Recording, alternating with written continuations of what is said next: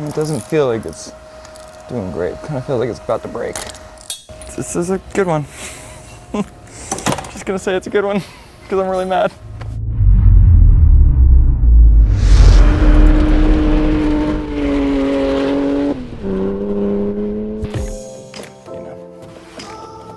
On the last episode, you saw the fabrication side of Rally Prep.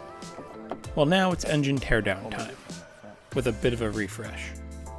We are two people who have never worked on a 987 Cayman, pulling an engine on one, and so far it's going pretty well. We're going to be showing kind of a lot of what we're going to be doing to the car with the engine outside of the car, so it's easier to see. Just a bunch of general stuff we have to do. We have to replace the PCB lines, so it's all just easier to do with the engine out. And so we're going to try to pull it out. Hopefully it doesn't take 8 hours. All right, let's see if Bill did his handiwork correctly. Very nice. Oh, that's so beautiful. And I can see so much now. Oh yeah, and there's the front of the motor.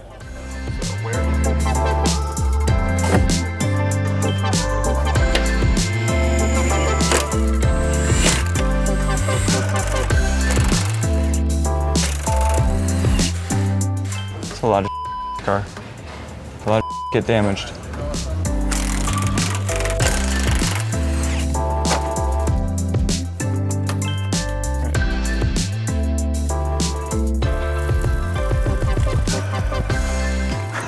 There's so much coolant in this car. I already drained over a gallon of coolant. That smelled just like this coolant.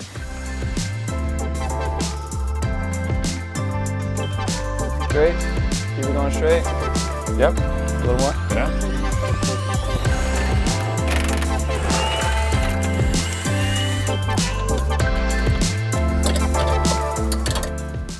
Nope, not gonna do it. My impulsive thought. Not gonna do it.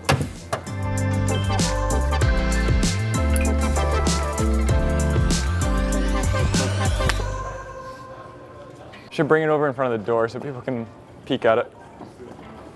But yeah, so basically this thing's gonna get fully disassembled. All the maintenance will be done and then we'll be pulled back together, and then hopefully at that time the car is ready for it. We have the new uprights, we have the new suspension ready to go in, and everything goes back up into the car.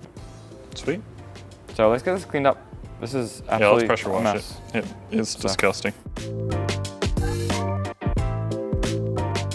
A good pressure wash is always the best first step before diving into a teardown. From here, Nate gets to work on the disassembly.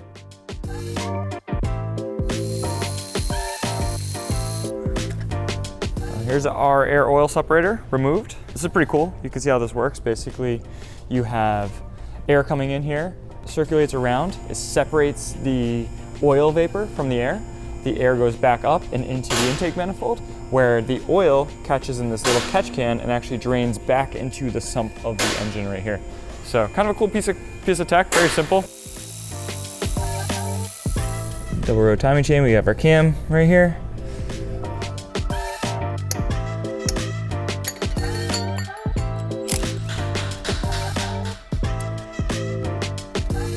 I love this. Like, you can tell this stuff is just made. Like, we have a bump for a starter over here, and then we have a bump for a starter over here. We'll just make it fit everything, said Porsche.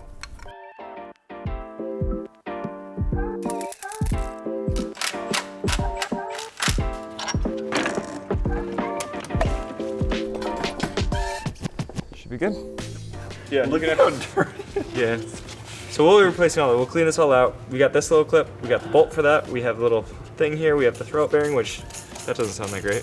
You should throw out that bearing. That is. Oh, dad jokes. That is actually on its way out. Yeah, so we have some significant heat spots on this. You can see here. So Someone was riding this thing out. Yeah, they're riding it. It's also showing that it's an uneven surface. You can actually feel it a little bit. You can see this is not a sprung disc. The reason why this is not a sprung disc, meaning by sprung, the friction material is directly linked to the spline on the ID, is because this has a dual mass flywheel on it right now. The reason you do that is as the crankshaft spins around, it's actually accelerating, decelerating, accelerating, decelerating. We don't notice it because it's happening too quickly for us, but that creates a vibration. Having a dual mass flywheel actually cancels out a lot of vibration, allowing it to kind of do this. So when we go to a more racy single mass flywheel, which is much better for the track, much better for performance, we use a clutch disc that has a spring in it that absorbs that sort of drive vibration rather than having it being absorbed on the flywheel. Having that aluminum ASCO flywheel on it with a nice lightweight clutch, it's going to rev not like a super bike, but a little bit in between a super bike and a diesel truck. So.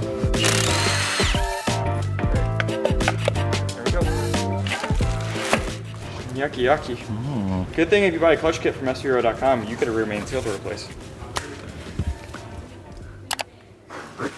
That was like that was full Beastie Boys right there. My God. If you buy your rear main seal from SVero, it even has a little dongus to make sure it goes over that. I just want to take a moment Plastic to dongus. acknowledge that Nate saying F-Super is 1 or 2 letters. Sphero. SVero. It's like, Come on. I've been seconds. taught not to say FCP, so I say SVero.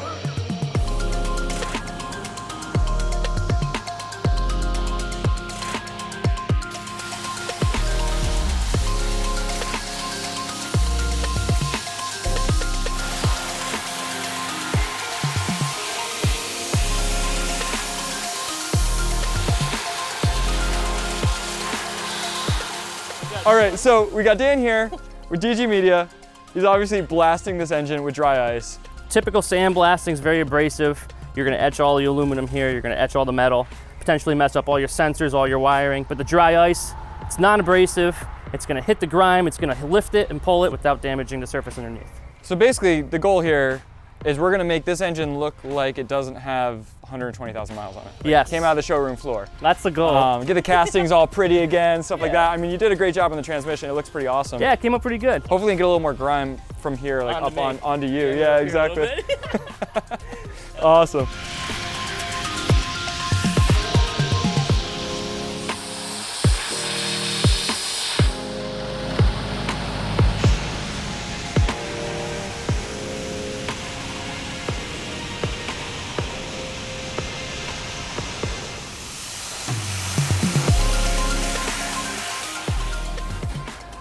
Oh wow, this looks good. This literally looks like a brand new engine. I mean, this casting is like the way Porsche intended it. Came out good. Dude, thank you so much. This is killer work. Really appreciate it. If you guys want to know more about media blasting, check out DG Media Blasting. This is the D from DG. He makes this happen. Obviously, dry ice blasting is awesome. Like, none of the plastic bits are even worn out, like these crappy 3D printed stuff. Nothing's gone here. This is awesome. Thank you, Dan. Appreciate it. Thank you. Take it easy. Next thing is we're going to be prepping everything, putting new coils, plugs, a deeper sump on the car, doing a whole bunch of stuff to make sure this power plant can handle the abuse that is going to be thrown at it when it's put back in this car, and this car is a rally car. So let's do it. Time to make a mess.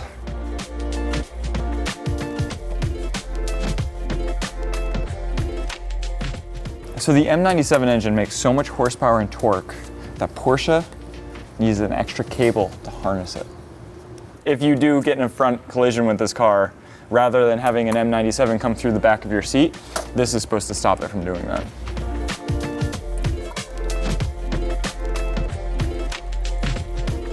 We're gonna unbolt this sump here, and we have this really awesome sump extension kit. So basically it's going to space this entire sump down. It's gonna increase our oil capacity. It's kind of a known issue on these engines. Not to mention, it's a flat engine, so there's not a lot of room in there.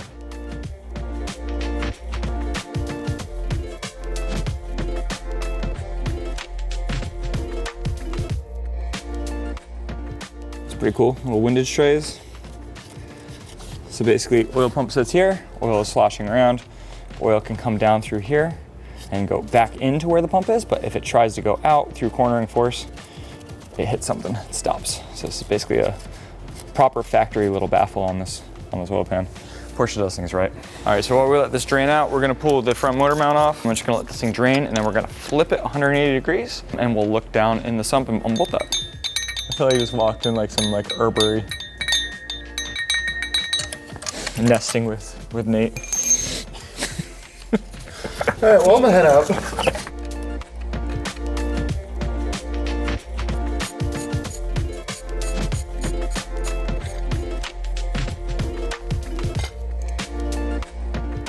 All right, it's time to flip this beast.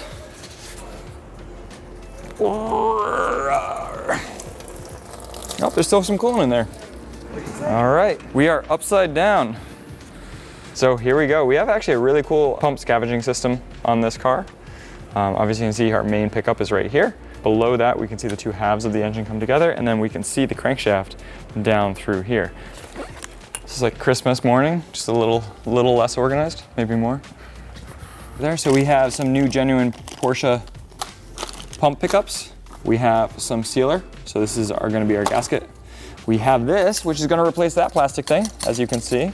We have the doors, a little more robust than that sucker. That is then going to bolt down to this.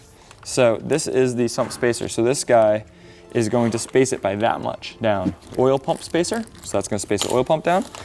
So we'll add oil capacity to the engine, that'll be good. We'll also push the sump down deeper into the motor. So when it does, you know, splash around the sump as the car is moving around and stuff like that, there's still going to be more in reserve for the pump to pick up no matter what. So we are putting this together nicely and spacing the oil pickup out. And I was doing a cleanup like you should do anytime you're in the sump of your engine. And I found a nice little piece of metal nested in the screen of this. Let's see if we can get it out of there. You want to see it first before I pluck it? I do. There it is. There it is. And you know what it is? It's nothing to worry about at all. It is a piece of hardened gasket material that must have cracked off an edge somewhere in the engine and landed in the oil pickup. But as you can see, it just broke right there.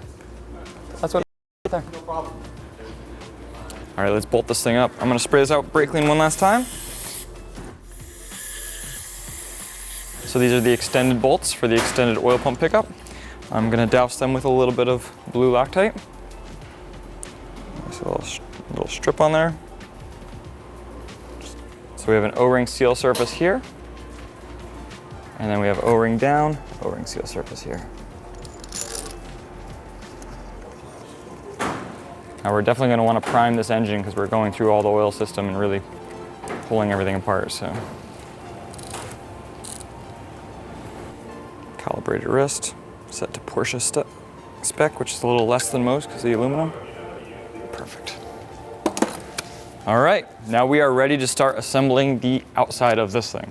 So we have the sump assembled. Obviously the bottom pan here is the original one that came off the car. Then we have the spacer, which came with the kit. There's a gasket that sits actually below this panel right here.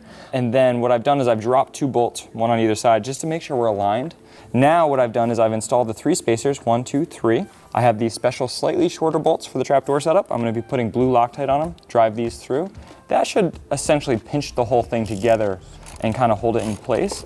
At that point, what I'm gonna do is I'm gonna take some of this sealant, I'm gonna run a bead around the top of the engine, and then we'll take this whole assembly and very carefully flip it over, drop it on, and we'll start driving the bolts home.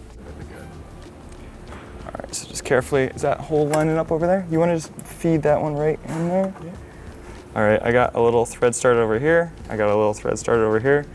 All right, so we'll leave these in finger tight, and then I'm gonna come back through, I'll put these through with Loctite on, and then we'll crank it all down. We should be good to go. All right, so 24 hours have passed. The gasket material on this has all set up, so we're good to flip this thing over. But before we do, we have 2 broken exhaust studs that broke when we pulled these exhaust manifolds off the first time. So we're gonna go get rid of them. I've threaded on just lightly, just what's left of that nub there, a little bit of an M8 bolt. We're gonna thread those on, and then I'm gonna hit them with this MIG welder over here. We'll make the stud and the nut become one. That's also gonna put a bunch of heat through the metal that will hopefully free it up, and we'll be able to back it out with a wrench. When to become one. Uh-oh. Heat is an amazing thing. Oh, nope. Fail. Ready for round 2? I'm ready. Voltage up, let's burn.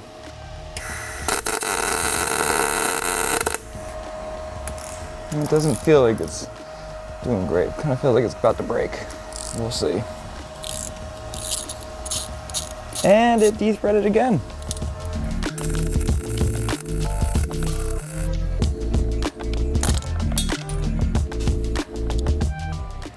Time for drill bits, I think. I tried, man. So I just flattened this off with the grinder real quick with a 60 grit wheel, gave it a nice flat surface, and now what I'm gonna do is I'm gonna punch right in the center with this nice punch, give myself a place to pilot the bit, and then I'm going to drill with a very small left-hand bit and slowly step it up until I can get this stud out of this cylinder head. Obviously, the approach is save at all costs the cylinder head and get the exhaust stud out. So now that there's a hole to the bottom, I'm going to put a little liquid wrench in there and let that sit. And then I'm gonna come over here and see if we can get this one out, and I'll come back to that one. Here we go, moment of truth. It just broke the stud again. Look at that, you can see the weld and you can see the stud just broke down further down. All right, well, to drilling on both sides. And unfortunately, the extractor expanded what was left of the stud to the point where it actually cracked the little ear of aluminum, which is really the reason why this stud is such a pain to get out anyways. So we have a small crack on the top. It's not down around the bottom, but we do have to be very careful because that's where the basically cylinder head bolt's coming and the valve train is. Aside from a Band-Aid fix, it's really basically swapping the entire cylinder head, which is not really ideally what we want to be doing.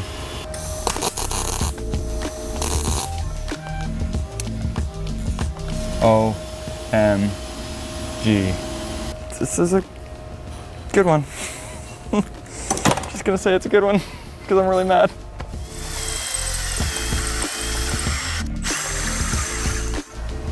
Oh boy. It's done.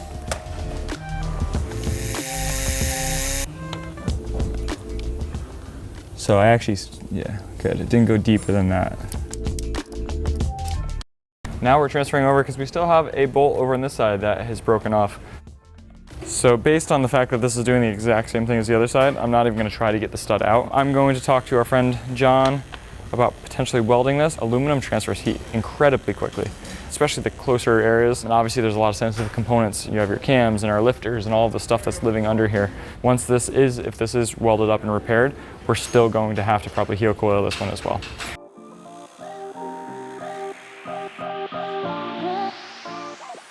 We're going to bolt this awesome little jig we got from Stomski Racing on here, and that's going to allow us to actually drill the hole in the exact location that it's supposed to be. And if you look through these holes, you can see that they are perfectly lined up with the cylinder head. This acts as a jig, and so if I lock down this to the existing holes, that's going to make sure that that hole that I'm drilling right here is going to be perfectly centered. So here we go, make it happen.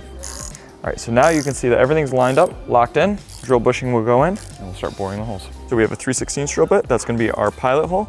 And then we have a 7/64 drill bit, that's gonna be our final hole, and that's going to be the diameter that we need to tap. So let's get started. We're gonna start with the smallest one first, and then we're gonna work our way up.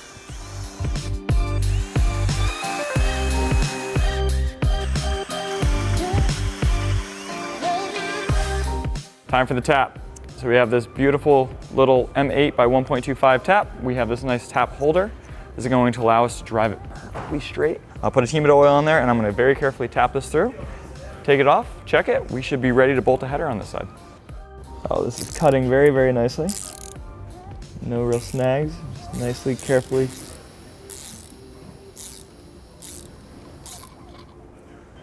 All the cuttings from the threads.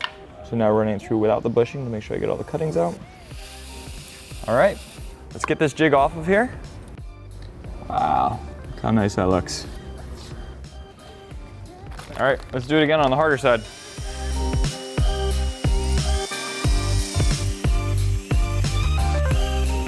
What we can probably do here, we'll pick out as much as we can, and then we'll run the tap through this hole. Clean it all back up. Neodymium magnet for the win.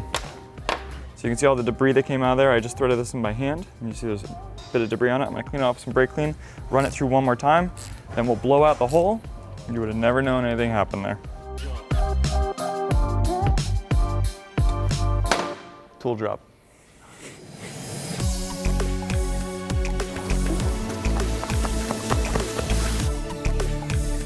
John, owner of Soul Performance, hooked us up with this awesome exhaust system for this Cayman motor right here. It's all available on svero.com, so check it out. Ooh, look at that. Some headers with a catalyst right in there. So you can see a lot of good stuff right there. Look at the flanges. Look at that port clearancing, how smooth that is in there. Here. You gotta feel it. Dude, it weighs nothing.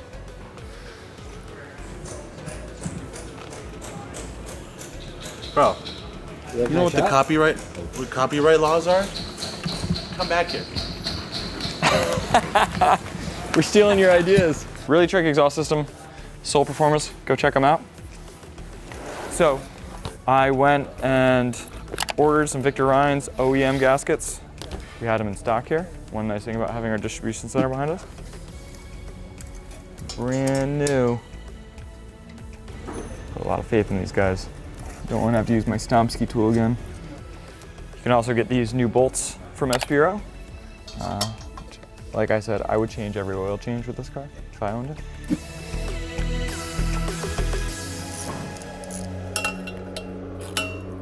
Cookie, bolt that's been fixed. Both good things.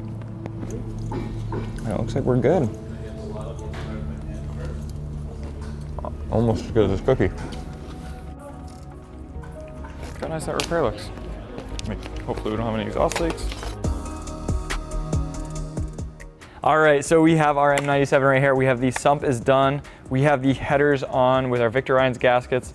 The studs have been repaired. Everything on the bottom side is done. Last thing is we have a little tape on here showing that we have no oil filter in here. So I'm gonna pop this little Hankst oil filter in this guy, and then we're gonna flip this engine over, and we're gonna do all the stuff on the top side. Uni side stress.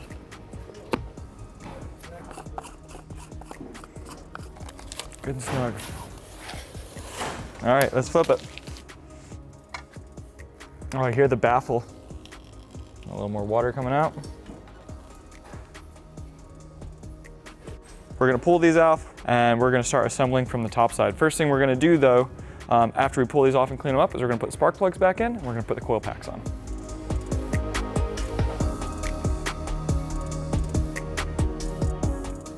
So we have these new Borg Warner Baru coil packs that are gonna go in. So let's get installing. All right, so we have these O2 sensors here. We're gonna replace them. So the cats are on the headers here, these nice high flow race units.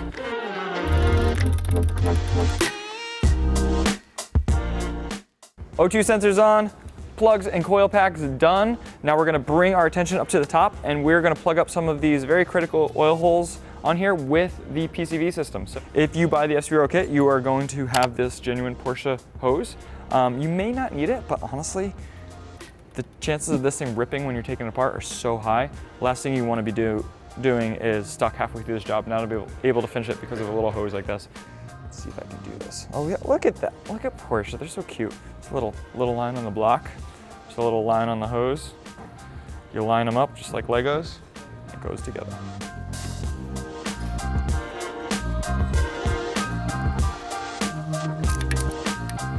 I'm really happy with how that turned out. We have a port right here to our other side timing cover. Now this can be put on either way.